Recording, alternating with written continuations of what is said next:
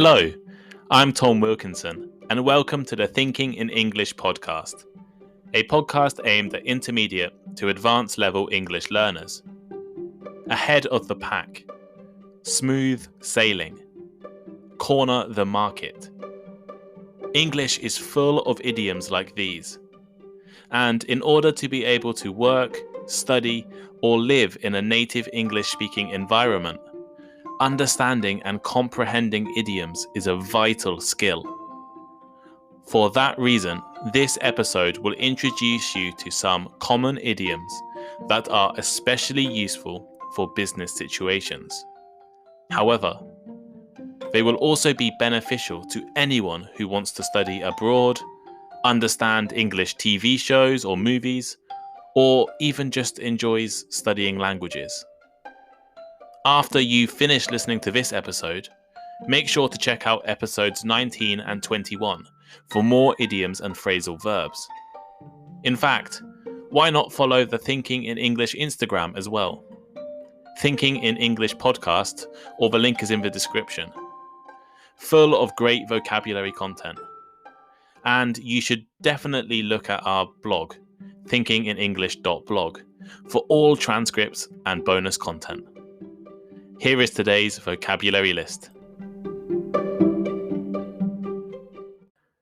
As always, the written list is available in the description of the podcast and also on our blog, thinkinginenglish.blog. To accelerate. To accelerate. To move more quickly, or to make something happen faster or sooner. For example, he accelerated rapidly to pass a car. Glitch. Glitch. A glitch is a small problem or fault that prevents something from being successful or working as well as it should. For example, the system has been plagued with glitches ever since its launch. Initiative. Initiative. An initiative is a new plan or process to achieve something or to solve a problem. For example, the government launched their new education initiative last week. To blink. To blink. When you blink, you close and then open your eyes quickly, once or several times.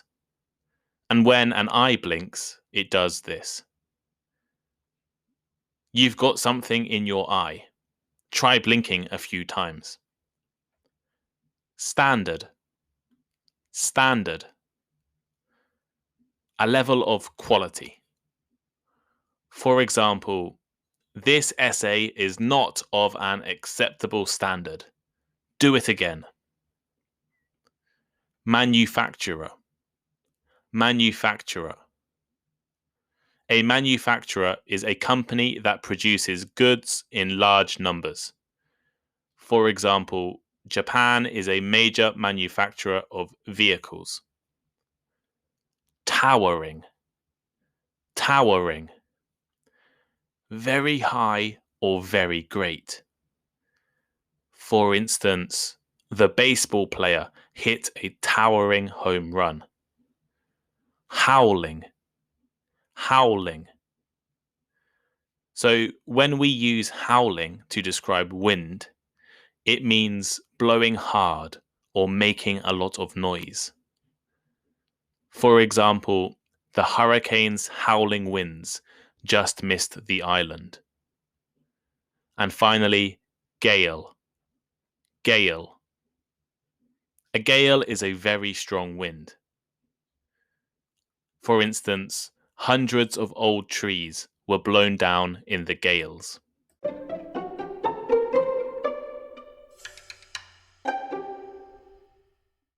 Now, I'm going to introduce you to some of the most common, useful, and interesting idioms that we often use in business situations. So, without any further ado, let's get into the lesson. Ahead of the pack. Imagine you are in a race, a foot race, car race, horse race, so on. Most of your competition are racing at the same speed, and consequently, they are grouped together, bumping shoulders but never leading for long. Another term for a group is a pack. So let's call the group of competitors the pack. Suddenly, you find some extra energy, which allows you to accelerate rapidly and overtake all of your competitors. You are now ahead of the pack. In business, to be ahead of the pack is to be more successful than the competition, to be more successful than other people who are trying to achieve the same things as you. In terms of online retailers, Amazon is way ahead of the pack. If you want your company to stay ahead of the pack, you might need to embrace change and invest more in marketing. Other similar idioms include lead the pack, ahead of the game, and ahead of the curve. Back to square one. If you are back to square one, you have to start something over again because a previous attempt failed. Your previous plan completely failed, so you need to start working on a new one. What are the origins of this idiom? There are actually a few different theories. One popular theory in the UK is that the phrase originated from BBC radio broadcasts, specifically football or soccer, if you are American English, broadcasts. More convincingly are the connections to the games, Snakes and Ladders or Shoots and Ladders. For example, in these games, if you land on a snake or shoot, you will have to return to an earlier square. Alternatively, if you fail in the popular schoolyard game hopscotch, you also have to start over. Sometimes to make your ideas work, you need to go back to square one. If you're a computer programmer and your software program has a glitch, maybe you need to go back to square one to fix it. If an important business deal collapses, you'll also have to go back to square one. Corner the market. You've probably heard of the noun corner, or if you haven't, it's a place or angle where two sides or edges meet. Slightly less common is the verb to corner. To corner means to force a person or animal into a place or situation from which it is hard to escape. The person or animal doing the cornering is powerful, dominant, and in control. It is also possible to corner the market. If a company corners the market in a particular type of product, it is more successful than any other company at selling that product. Alternatively, it can also suggest that a company has the ability to control the available supply of a type of product or the ability to sell it. So, thinking about online search engines, Google has certainly cornered the market. Get something off the ground. If a plan or activity gets off the ground, or you get it off the ground, it starts or becomes successful. In business, this especially means to start a project, new company, or an initiative.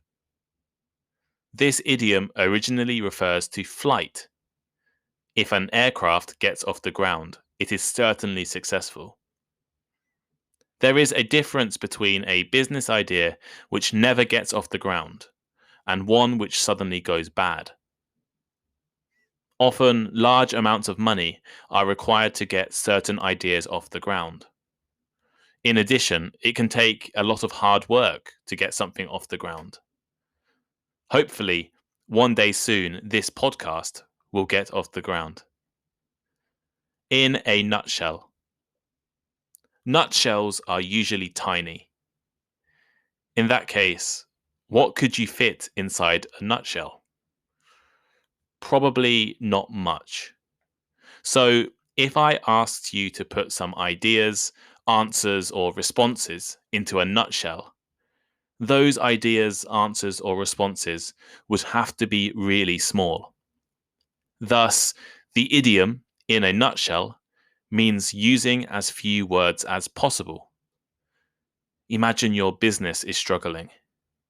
If a close friend or advisor asks you how your business is going, how would you answer? You could spend a few minutes explaining all the details of your problems. Or you could say, in a nutshell, the business is struggling and we will run out of money soon. If you want to ask a question, but don't want a long answer back, you could ask the question, can you tell me in a nutshell? If you want to tell a story in brief, you could start by saying, I won't tell the whole story, but in a nutshell, no brainer. Of course, everyone has a brain. And we use our brains to think about things, make decisions, and so on. However, although sometimes we know we are using our brains, sometimes we don't actually realize. We don't think about breathing, blinking, the movement of our bodies when we are walking. We use the idiom no-brainer to describe something that is really obvious or easy. Something that we don't really need to think about. It just makes sense. If a friend of yours offers you free tickets to watch your favorite sports team, it's a no-brainer to accept them. Or making money as an investment banker is so easy that we can describe it as a no-brainer as well. Raise the bar. I want you to think back to your high school track and field classes. Or if your school didn't do this sport, think about Olympic athletics events. Specifically, think about the high jump and the pole vault. These sports involve trying to jump over a bar. Every time you are successful, the bar raises a small amount, with the purpose of finding the athlete who can jump the highest. This means that every time you are successful, there is a new goal. You are aiming for a higher target. Therefore, we use the idiom raise the bar to mean setting standards or expectations higher. The iPhone certainly raised the bar for smartphone manufacturers. After the first iPhone, the target for all manufacturers was a much better product. If you have a very hardworking employee, they might raise the bar for the rest of your employees. Smooth sailing. Have you ever been sailing before? I have only been on a sailing boat one time. During my first year of secondary school in the UK, I went on a school trip to an outdoor activity centre and went on a sailing boat. Unfortunately, after only 30 seconds of sailing, I somehow managed to fall off the boat and into the freezing cold lake. It most certainly wasn't smooth sailing for me. Imagine you're sailing a ship across the ocean. If the weather is nice, there is no storms, no large waves, it is a relatively easy journey. We call this smooth sailing. On the other hand, if there are towering waves, howling gales, and problems with your sailors or staff, it is definitely not smooth sailing. Therefore, we use the idiom smooth sailing for a situation where success is achieved without difficulties. If your business's largest competitor goes out of business, it will probably be smooth sailing for your company from then on.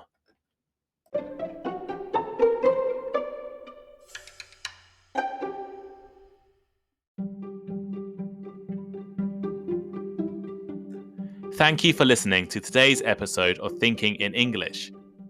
I hope you found the idioms I introduced today useful, and maybe in the future you can use them in your daily conversations, academic work, or business lives.